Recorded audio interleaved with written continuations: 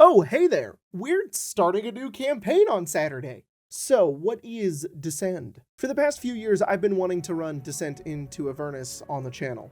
I've run it a few times, once all the way through, and I love the adventure. But there's a lot that I want to change with it.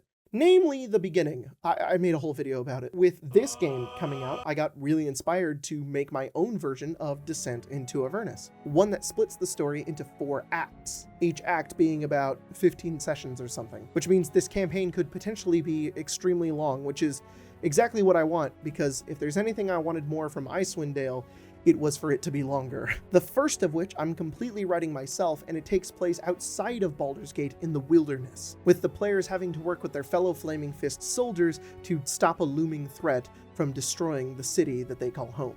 I wanted the story to focus on the theme of injustice, spend more time in Baldur's Gate, cut out the players actually soldiers instead of forcibly drafting, doing more political, want to do more with the red setting up characters, war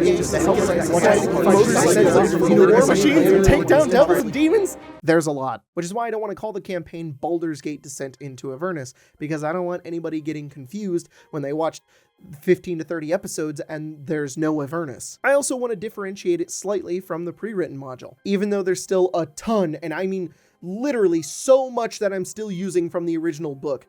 Actually, there's very little I'm taking out. If anything, I'm just adding more to Descent into Avernus. I'm just making it bigger. This campaign also acts as a pseudo-sequel to our Icewind Dale campaign, with Spencer playing Caius, Kazira's son, and Mia playing Sahar, Immolation's wife. But Craig's character and Colton's character don't really have a relation to that campaign.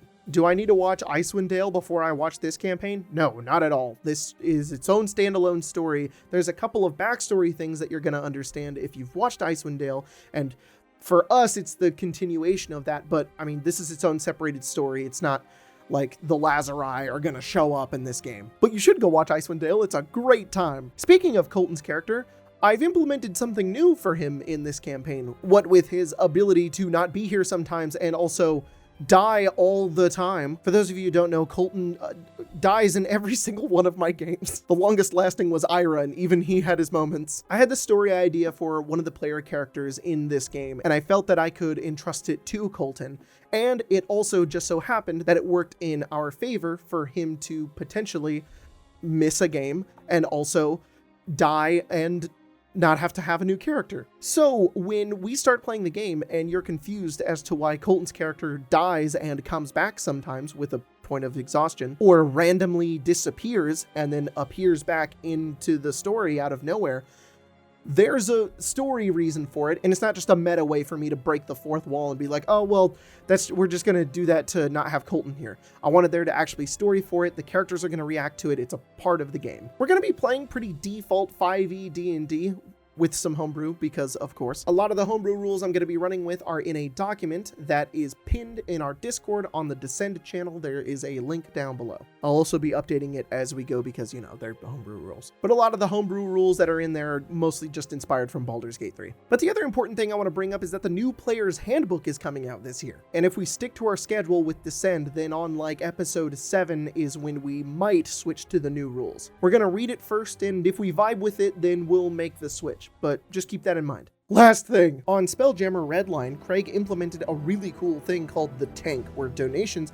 can cause us to gain tokens and also potentially redline, which makes crazy stuff happen. I love the idea, especially with just having a little bit of community interaction, and also it was really successful, so I wanted to implement something similar for Descend. Introducing the Portal. During each session, a total of 5 mystery items can be acquired by the party. The items that they can acquire are voted on by you on a Google form that I will make before each session. That way I can balance what items can potentially be acquired via donations. Each time the donation counter a la the Portal reaches the $50 mark, a random party member gains one of the mystery items. Then we start a 10-minute cooldown where an item cannot be acquired until after the cooldown ends. This is just a way for me to be able to control the chaos a little bit, and also just so that somebody doesn't come in and blows the entire thing in the first minute.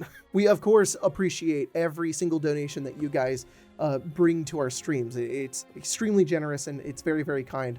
You know, we just want to have some interaction with it that also keeps the game on a stable level. Then, regardless of the 10-minute cooldown, each time that the portal hits the $250 mark, then the party gets a treasure chest, or a treasure chest spawns out of the portal. Treasure chests are basically loot tables. They're a mechanic that I'm going to be running with in Descent. They're just my own customized version of a loot table. Also, I have a story reason as to why the portal exists. I don't want it to be this meta fourth wall break thing where, items just randomly appear.